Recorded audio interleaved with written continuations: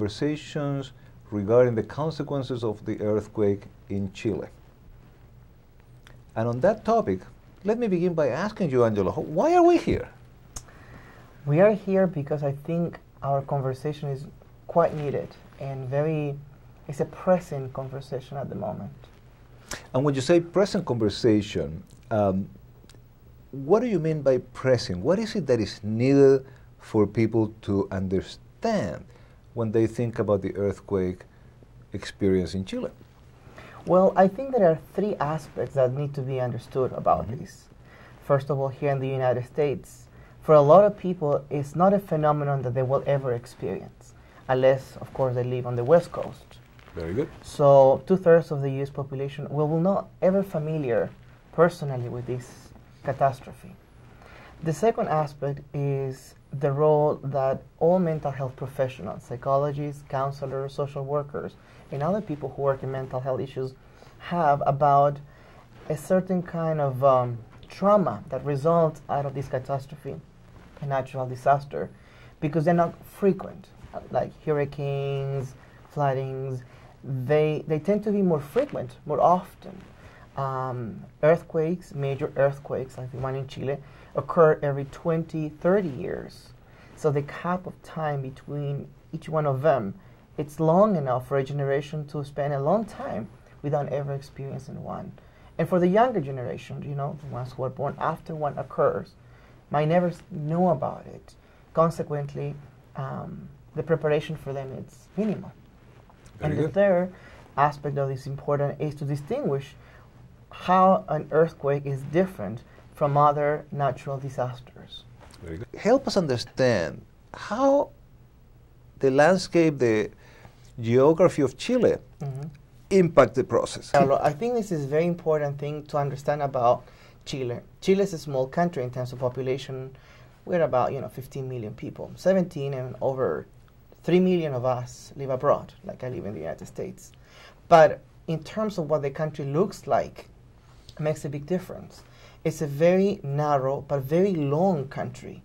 So within the same country you find various kinds of climates, weather, and the geography. It's very abrupt. The changes are abrupt from region to region. So when natural disasters occur, it's very difficult to communicate from one region to another region. The difference in weather, mountains, even the topography of the terrain makes communication extremely hard to make it accessible for the places that probably they might need the most help. Very true. And on the other hand, because the country is so long, the way people experience things are very different. Santiago, which is the capital, has a Mediterranean kind of climax, and where, for example, in this opportunity we have the natural disaster, the earthquake at the end of February, is in the south of Chile, which for most of the country is summer, but for those of us who come from this particular region, winter is already there. People already have 2 big storms, and they already know that winter is there, even though if we look at the calendar, they are just in the third part of the summer, but not for them. So when this happens, they are profoundly affected by the notion of being close to winter. Very true. So as you can see, the weather, the landscape of the country have a bearing in the outcomes of a potential earthquake. Also, Angelo mentioned that earthquakes are not as frequent. Yes. What he meant to say is that although there are tremors all the time because it's a seismic country, big earthquakes like the one that reached the magnitude of 8.8 are not as frequent. So, Angelo, help us understand, what's the difference then between earthquakes and other natural disasters? Well, many seismic countries that are close to certain areas of the planet where, earthquakes occur, they're used to having tremors permanently, constantly. So they adjust to certain movements all the time. It's disrupting, but they know that they're happening.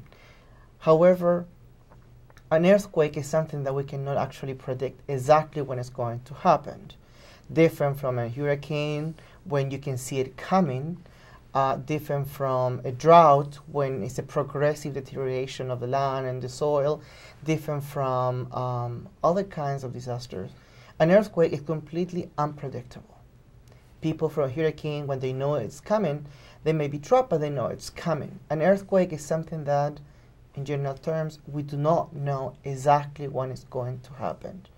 So that causes two things. On one hand, the people who live in these areas of the planet, the west coast of the United States and Chile, for example, they know that these things occur on a regular basis between 20 to 30 years. That's a very wide period of time for a major disaster to be thinking about it on a regular daily basis.